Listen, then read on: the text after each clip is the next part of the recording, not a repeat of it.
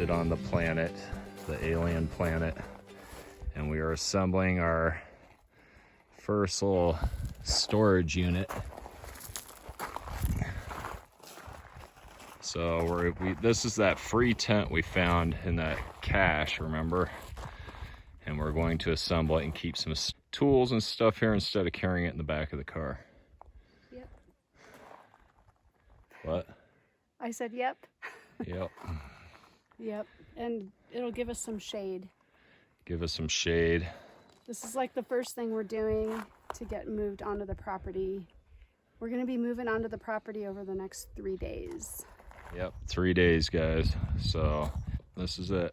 So what we did too was we decided to duct tape the joints together because they screw together, but it feels kind of flimsy. This was free, so we're not really worried about how long it lasts, but we're going to go ahead and finish setting it up. All right, so here's our completed shade structure. It's over there. And we had to put this together with no instructions because all the pieces were there, luckily. And we had to kind of lay it out and kind of guess on how to put it together. When we took the cover out from the package, it made it a little easier because it was kind of obvious where parts should go. So, and then Doug, as you saw, drove in the 4 T-posts to give it strength in the wind. And then we used a lot of duct tape because this was free and we don't really care what happens to it. We want it to work for as long as possible, and we just need it to cover some of our stuff and for a place to get shade.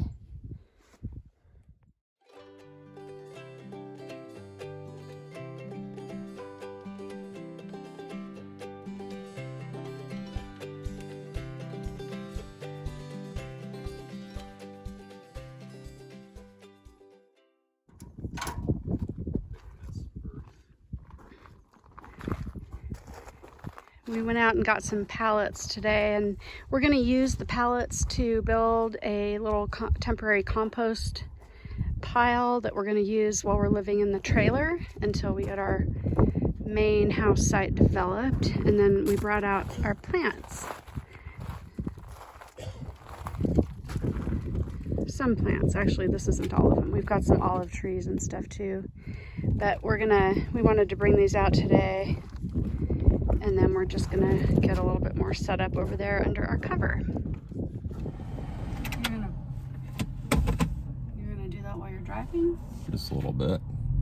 All right, so there's the popo. That's a good idea to do that. We got our trailer on the back of the FJ and we're leaving town, leaving the RV park and hoping for the best. You got anything to say? No, I just want to get this over with.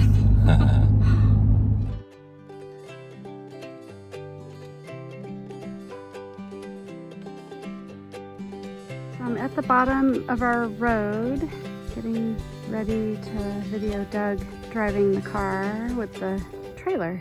So we're going to see how this goes. Looks like he's making it.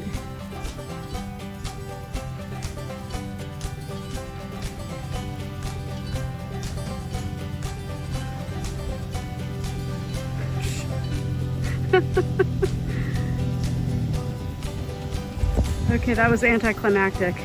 It went a lot better than we were expecting.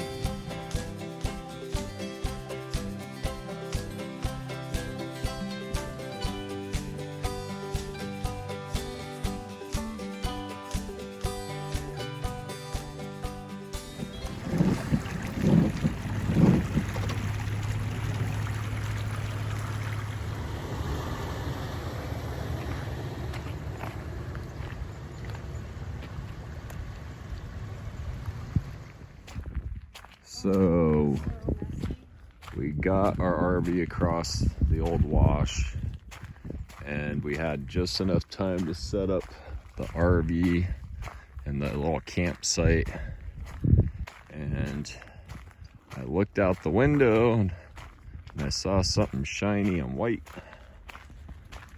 and that is the way we came in today.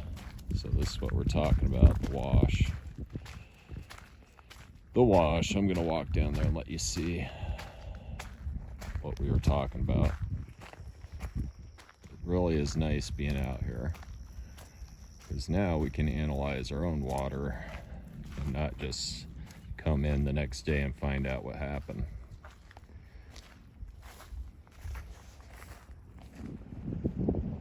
So when we were out here, I was looking at this guy's work, bulldozer work. I'm sure he knows what he's doing, but I noticed that the sand he built up was going to create a lake. And sure enough, we got a lake. I do see a little bit of a creek kind of thing going on over here, but other than that, it's a lake. I don't know. We'll see. So this is our wash that we just pulled the trailer through earlier, and this is what it looks like now. Good thing we got it through when we did, and that we didn't get stuck too long, or actually at all. So I'm rushing home because there's a storm coming. Just like yesterday and the day before. I guess the monsoons aren't over, obviously. But I just dropped off Keri. Keri's gonna be away for 10 days or so. It's just gonna be me, the two rebels, and you for the next few videos, probably. No Keri in that. She's gonna be visiting relatives and stuff. I'm trying to get home, which now home is on the other side of the wash, right? So whenever you see clouds and stuff like this and the rain coming down, you know that there's a good chance that I might be stuck on this side of that doorway, and I pretty much don't want to be stuck there. I don't want to be stuck on this side of the doorway because the trailer is now on the other side of the wash. So we're gonna drive on down. Just been driving for about 2 hours now.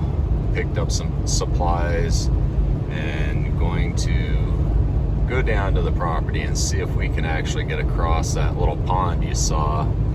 We got across it this morning, but that's because most of the water's soaked into the sand, and it was just a big mud mess this morning. But we got out easily, and now it is the matter of getting back in, and you know, this goes to show you that we're doing this for a reason, right? It's we do not want to be on the wrong side of that doorway when SHTF, you know, goes down. We want to be in a position where we can be behind that door, and it doesn't matter if we pass through it or not. We're secure and somewhat safe, but under our own governing. You know, it's we do not definitely want to be locked out on the other side of that door when all that stuff goes down, which if you've been watching the news, you've been watching everything, you know that that's going to happen. So my point is, if you can find the means to do it, get going now, guys. It's buy you some land, get some supplies going, figure out your security and your 5 top tiers that ensure that you're going to be making it a little bit longer than most, at least on your own terms is what I'm getting at. We're doing this definitely because we don't want somebody else telling us how to live, what to do, when you can't do it, when you can, and what's right and what's wrong. And the people saying this have no moral compass, or they do have a moral compass, it's just not pointing in the direction that that our moral compasses go. But I don't know, I'm just gonna start ranting. I guess these next few videos you're gonna hear a lot more of my rantings. Keri doesn't really, she's not a huge fan of my rantings, but so she's she tames the lion in me, I guess is what I'm saying. But I mean, there's good reason behind her concern. It's if I go talking too much about what's on my mind and what I actually think, we'd probably have this channel taken down really fast, and we don't want that happening, do we, guys? So I'm gonna try to get home before I am shut out on the other side of that wash, because like I said, our home is on the other side of the wash now. I can't just turn around and go back to the trailer park and all is well. So hopefully I can get down there. I do have supplies in the car, so if I gotta wait it out for the water to recede and all that good stuff, I'll do that too. But I'm just kind of hoping that I can drive in and see my home sweet home.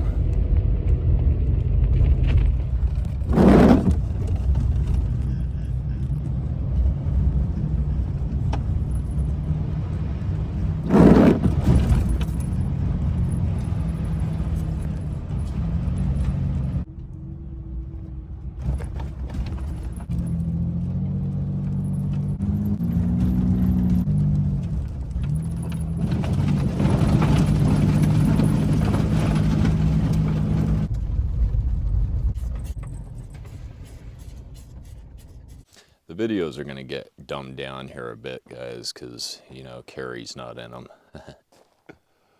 But I wanted to show you, by the way, we got through that wash very uneventful. Pretty much having that little guy over here makes it's pretty hard to get stuck with that thing. I recommend you guys go out there and find one on the market and get one. But I'm not getting paid to advertise for FJ Toyota Cruisers, but I just wanted to show you the Taj Mahal. So, as you know, we all just moved in here, and we got our RV set up. I'm going to try to find some good videos of this to make sense. So, we got our GeoPro RV going on here. We put up a couple tents. All of them are too short for me, right? I keep banging my head on everything, but we put up a couple tents. We put up this cheap one that we found in the cache, right? Remember that secret cache we found over there? We found this, put it up really cheaply. Everything that's out here is valuable, but it's also waterproof. All of it's waterproof, so I'm not too concerned about the sides not being covered. It's basically for UV protection more than anything. And we put up this little tent here that eventually Keri's going to make a shower under here, but that will be a video. I'll leave it up to her to tell you what that's going to be about and what that's going to be looking like.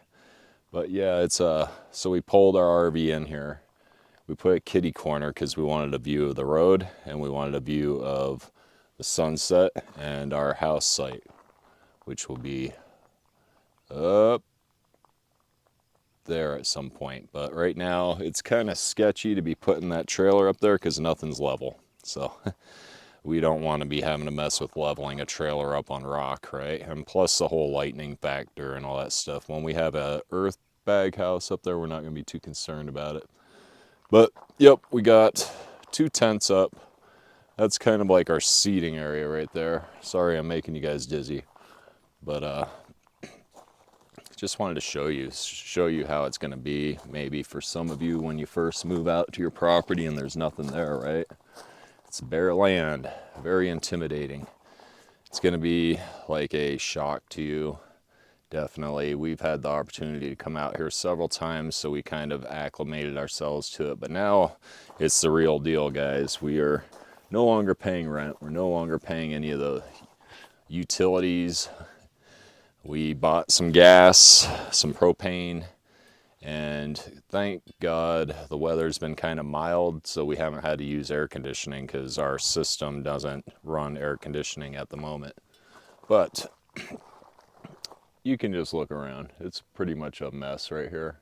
Organized mess. But we hope that it will do us good for the first, couple months. I believe that we're probably going to have this set up for almost a year. I think it'll be before we have anything livable up on the hill. but we'll be living kind of like this. Our tools and everything will be here.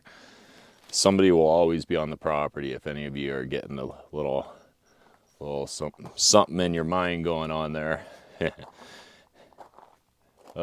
This is my pathetic fire ring. I just threw one up really quick. We got some firewood to burn.